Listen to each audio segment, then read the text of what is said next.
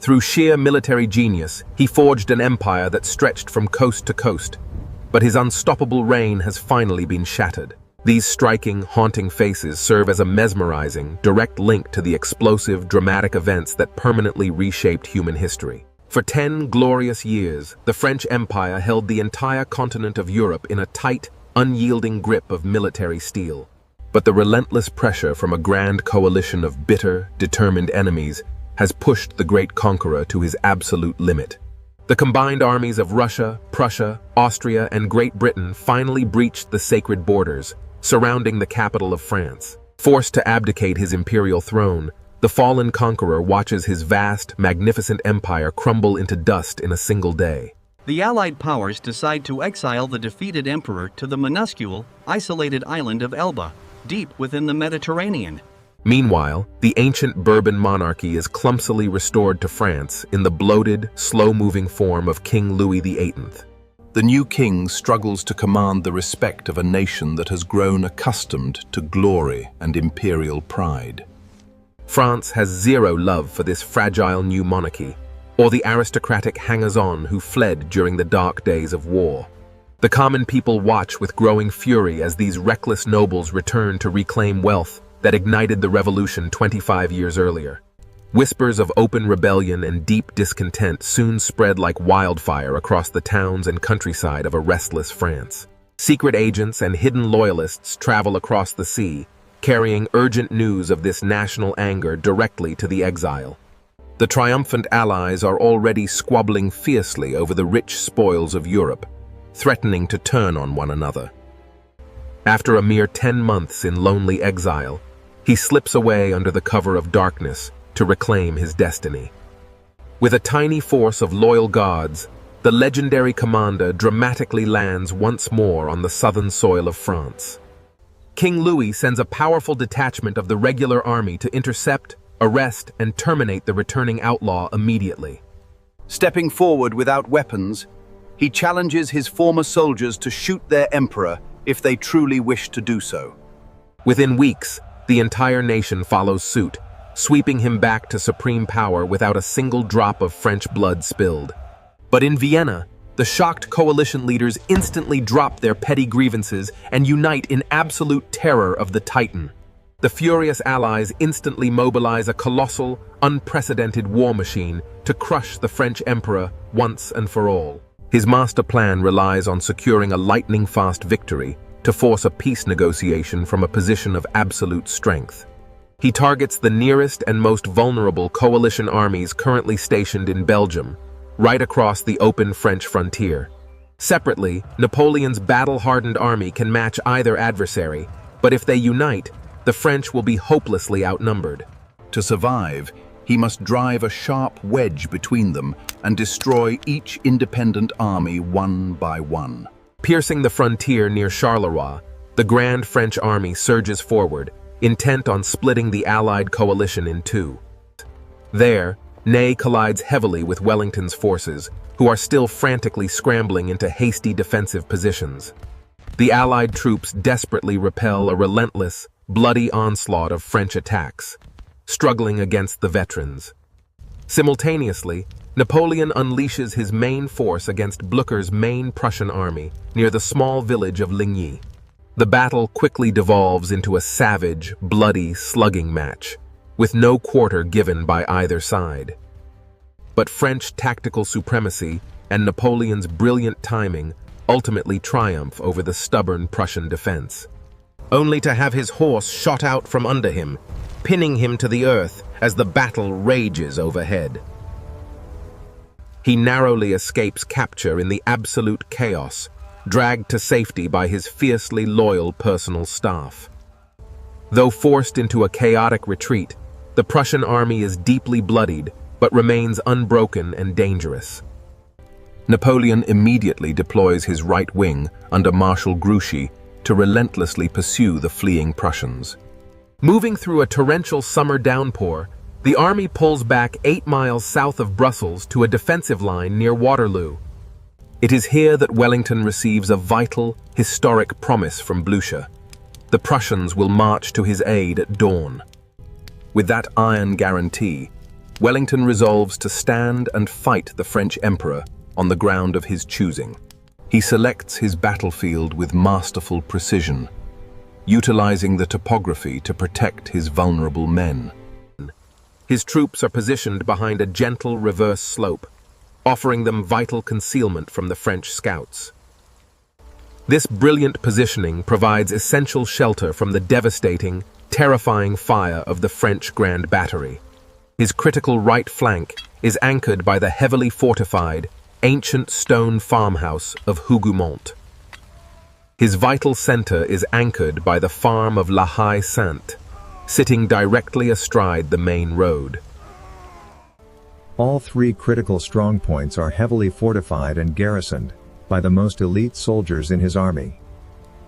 Wellington's men desperately need every tactical advantage possible to survive the coming storm.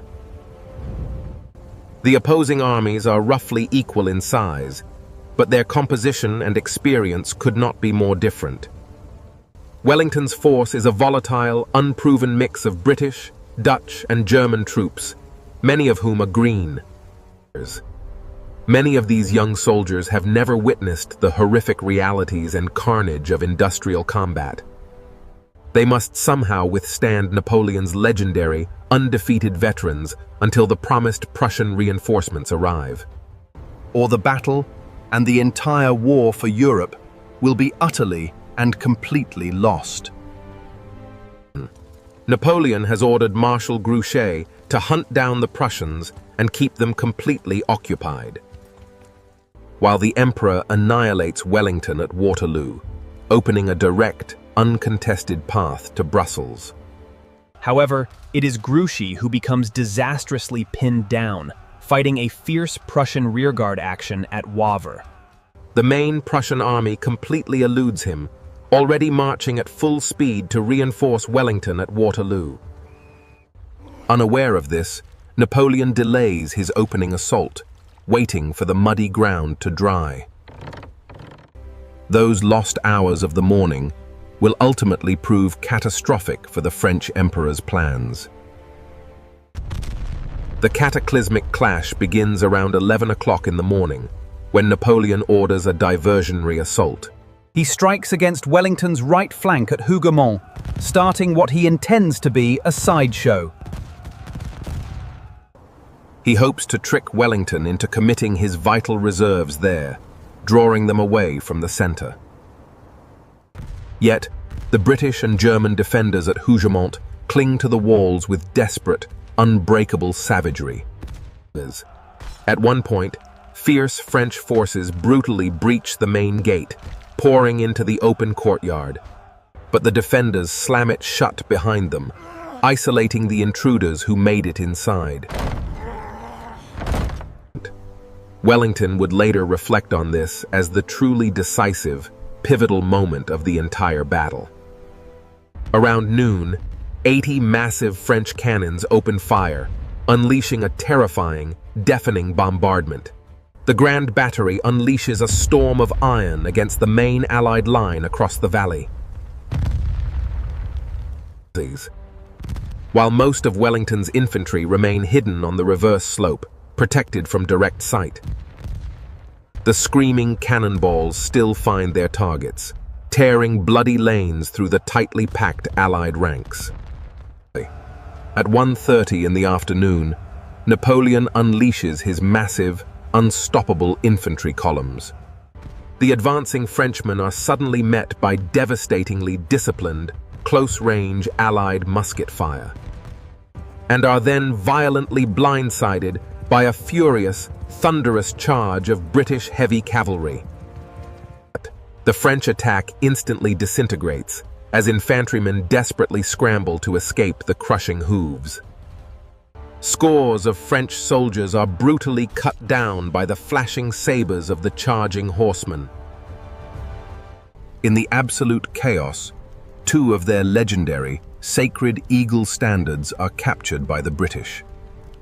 But the British cavalry, intoxicated by their spectacular success, charge dangerously too far into enemy lines. Their tight formations scatter completely, and their heavy horses become utterly and totally exhausted. At their absolute moment of vulnerability, they are brutally countercharged by fresh French cavalry. The commander of the famed Union Brigade lies dead, his elite cavalry unit utterly shattered. Around 4 o'clock in the afternoon, Marshal Ney mistakenly believes he sees the Allied lines beginning to retreat. Seeking to deliver a swift knockout blow, he unleashes a massive, unsupported cavalry charge. The Allied infantry stand perfectly ready, locked in impenetrable hollow squares, with bayonets fixed. The roaring French cavalry cannot breach these bristling, deadly walls of sharpened steel. They can only circle the squares helplessly, under a continuous, devastating hail of close-range musket fire, until they are forced to retreat in confusion or are violently blown from their leather saddles. Ney's catastrophic failure to support this monumental charge with infantry or artillery proves to be a fatal blunder. Meanwhile, Blucher's vanguard of long-awaited Prussians begins to arrive on the eastern horizon.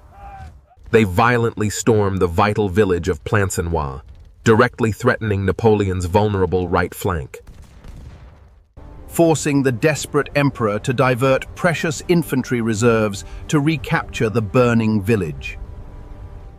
Around 6 o'clock in the evening, French infantry finally managed to capture the strategic farmhouse of La Haye-Sainte. This critical breakthrough allows the French to advance their deadly artillery to point-blank range, relentlessly blasting the tightly packed Allied squares with devastating canister and grape shot. The devastating cannon fire inflicts horrific casualties, and the closely packed formations offer impossible-to-miss targets.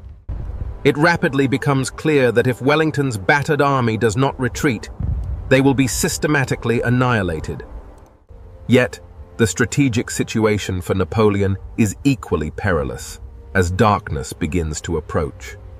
The Prussians are arriving in overwhelming force, and the Emperor is rapidly running out of fresh troops. In a final, desperate gamble, he turns to his ultimate, undefeated weapon, the elite Imperial Guard. These are the most feared and undefeated soldiers in all of Europe, veterans of 100 victories. At 7:30 in the evening, 3,000 of these battle-hardened veterans march past their emperor, Advancing across the corpse-strewn battlefield, straight toward the shattered, bleeding Allied center. Suddenly, Wellington's hidden redcoats rise from the grass in perfect unison like ghosts, unleashing a catastrophic, shattering volley of disciplined musket fire into the advancing columns. As the Allies fix their bayonets and prepare to charge, the legendary Imperial Guard wavers. They break and retreat for the first time in history, sending shockwaves through the French army. The entire British line pours down into the valley, swept forward by a wave of triumphant energy. At that exact moment, the Prussians decisively recapture Plancenoit, cutting off any hope of French retreat. Shockwaves of the Imperial Guard's unprecedented defeat and terrifying rumors of encirclement rip through the lines. Absolute panic erupts, and the Grand French army dissolves into a chaotic, fleeing mob. Only Napoleon's fiercely loyal Old Guard maintains discipline, forming defiant squares for a doomed rearguard action. The relentless Prussian cavalry hunts the remnants of the French army through the long, dark night. The Battle of Waterloo is decisively won, and the two victorious commanders meet in the aftermath. They congratulate each other outside Napoleon's ruined former headquarters, an inn fittingly named La Belle Alliance. The Battle of Waterloo was, in the immortal words of Wellington, a damned near-run thing. It stands as one of the bloodiest and most violent conflicts of the entire 19th century, leaving approximately 50,000 men dead or wounded on the field, 23,000 coalition casualties, and 27,000 French casualties, marking a catastrophic end to the grand imperial dream. Due to a catastrophic shortage of medical care, thousands of the wounded are left abandoned for days. Unable to raise another army, the fallen emperor surrenders unconditionally to the mercy of Great Britain. To ensure he never threatens the world again, they exile him to the incredibly remote island of St. Helena. This time, there would be no miraculous escape from his prison, only lonely days of reflection.